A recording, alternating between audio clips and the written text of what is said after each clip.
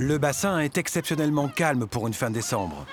À cause de la tempête, les bateaux ont dû rester à quai. Mais les ostréiculteurs avaient anticipé ce coup de vent et dans les masses, le contraste est saisissant.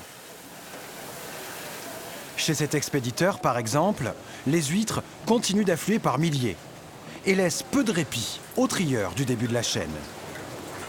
Non, on ne compte pas, c'est juste des tonnes et ça dépend des commandes.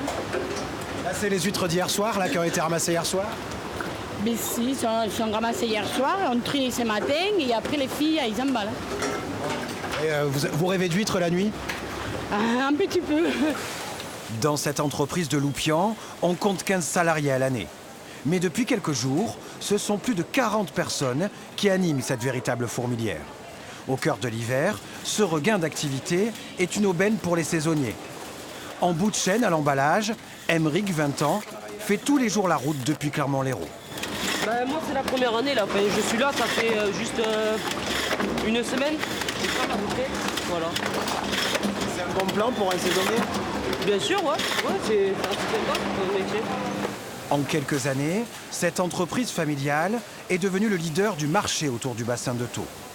Et pour le rester, près de 4,5 millions d'euros viennent d'être investis pour créer cette nouvelle chaîne de production.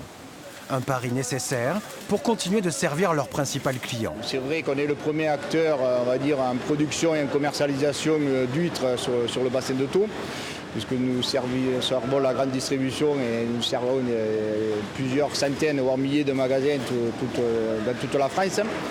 Ça représente environ entre 150 et 200 tonnes d'huîtres qui sont commercialisées sur le mois de décembre.